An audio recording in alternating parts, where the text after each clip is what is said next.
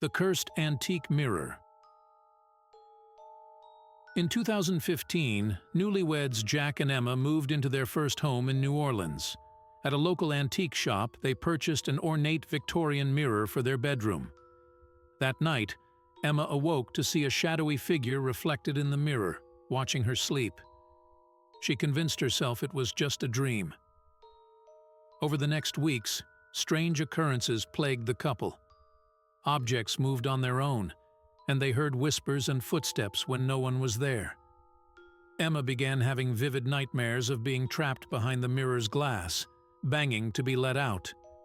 Researching the mirror's history, they discovered it once belonged to a wealthy socialite who disappeared mysteriously in the 1800s. Legend said she practiced dark magic and trapped souls within the mirror. One night, Jack woke to find Emma standing before the mirror, her hand pressed against the glass.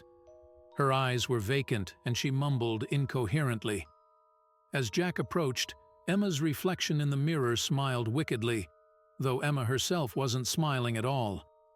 Jack destroyed the mirror that night, but Emma was never the same. She spoke of voices calling to her from shards of broken glass, begging to be released. The couple moved away, but Emma swears that sometimes, in reflective surfaces, she still sees that evil smile watching her. As months passed, Emma's behavior grew increasingly erratic. She collected mirrors and reflective objects, spending hours staring into them. Jack often found her conversing with her reflections, which seemed to move independently of her. On their first anniversary, Jack came home to find Emma gone.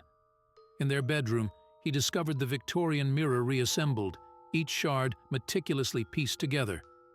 Emma's reflection smiled at him from within the fractured glass, but the room behind her was not their bedroom. It was a grand 19th century parlor. As Jack watched in horror, Emma's image faded, replaced by the face of the long-dead socialite. The last thing Jack heard before the mirror shattered once more was a whispered, "Thank you for the trade." The Basement Tapes. True crime podcaster Alex Reed received an anonymous package containing a set of old VHS tapes labeled Basement Tapes 1-5. Intrigued, he began watching. The grainy footage showed a dimly lit basement where a man in a mask performed horrific acts on bound victims. Alex was disturbed, but assumed it was an elaborate hoax. He mentioned the tapes on his podcast, asking listeners for information. Days later, he received a chilling voicemail. "You shouldn't have talked about the tapes. Now he knows." That night, Alex awoke to strange noises downstairs. Investigating, he found his front door wide open. Heart pounding, he checked the kitchen. Knives were missing from the block. As he turned to call the police, he came face to face with a masked figure holding a camera. Alex was reported missing the next day. Police searching his home found nothing amiss except for a VHS tape left in the player. The footage showed Alex bound in a basement, a masked man looming over him. The tape was labeled Basement Tape 6. To this day, Alex's whereabouts remain unknown. His final podcast episode, released automatically after his disappearance, contained only static and a faint voice whispering, "The show must go on." The investigation into Alex's disappearance took a bizarre turn when listeners reported receiving anonymous packages containing VHS tapes. Each tape showed a different person, bound and terrified, in what appeared to be the same basement. Some recipients recognized the victims as missing persons from their local areas. As authorities attempted to trace the tape's origins, they discovered a disturbing pattern. Each victim had been involved in investigating or discussing unsolved crimes. The masked figure never spoke on the tapes, but messages written in blood often appeared on the basement walls, cryptic clues pointing to other cold cases. 5 years after Alex's disappearance, a package arrived at his old podcast studio. Inside was a tape labeled Basement Tape 100 and a handwritten note, "A century of sins exposed. Who will be next?" The tape showed dozens of masked figures standing in the basement, Alex among them, all facing the camera in eerie silence. The final frame zoomed in on Alex's eyes, wide with terror, as if warning viewers. Once you've seen the tapes, you can never escape. The Abandoned Asylum. In 2008, urban explorer Mike Chen ventured into the decaying Danvers State Mental Hospital in Massachusetts. As he wandered through the crumbling corridors, his flashlight illuminated peeling walls covered in cryptic scrawls. Suddenly, he heard shuffling footsteps behind him. Turning around, he saw nothing but empty darkness. Heart racing, Mike continued deeper into the asylum. In a former patient's room, he found a dusty journal. As he flipped through its pages, a photo fell out. It showed a gaunt, wild-eyed patient staring directly at the camera. Mike's blood ran cold as he realized the face looked eerily similar to his own. A scream echoed through the halls. Mike bolted, getting lost in the maze-like building. Finally reaching an exit, he burst outside, gasping for air.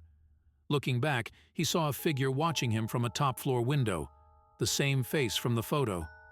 Months later, Mike developed his photos from that night. In the background of one image, barely visible, was a group of ghostly patients surrounding him.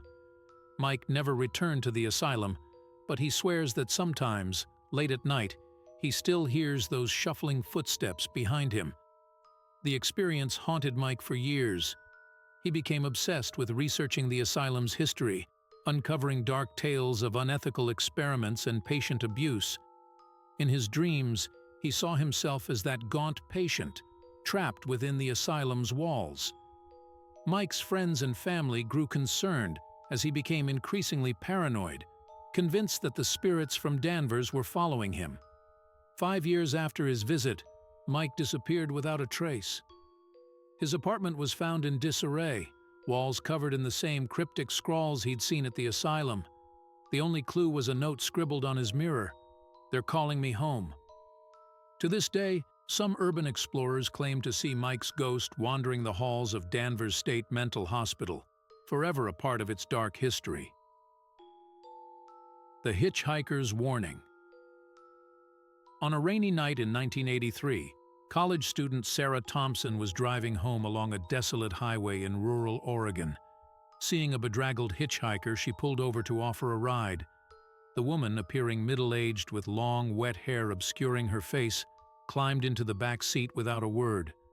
As they drove, Sarah attempted conversation, but the woman remained silent. Glancing in the rearview mirror, Sarah was startled to see the woman's face, deathly pale with sunken, blackened eyes. Suddenly, the hitchhiker spoke in a raspy whisper. "Whatever you do, don't stop driving. They're waiting for you." Terrified, Sarah pressed the gas pedal harder.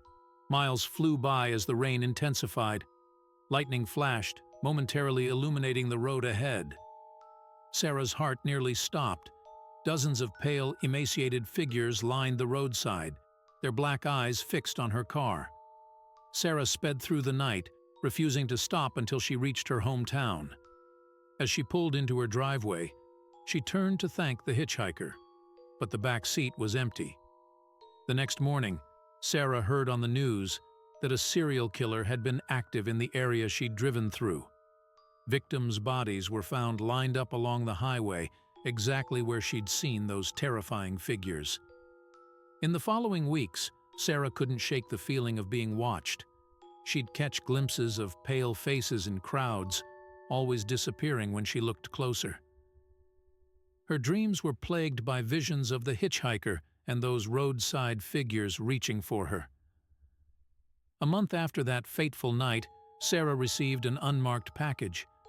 Inside was a tattered piece of clothing, the same jacket the hitchhiker had worn. Pinned to it was a note: "Thank you for the ride. You're one of us now." Sarah's family reported her missing the next day. Her car was found abandoned on that same stretch of highway, doors open, with no sign of struggle. Some say that on rainy nights, drivers still see Sarah standing by the roadside, warning others of the danger that lurks in the darkness.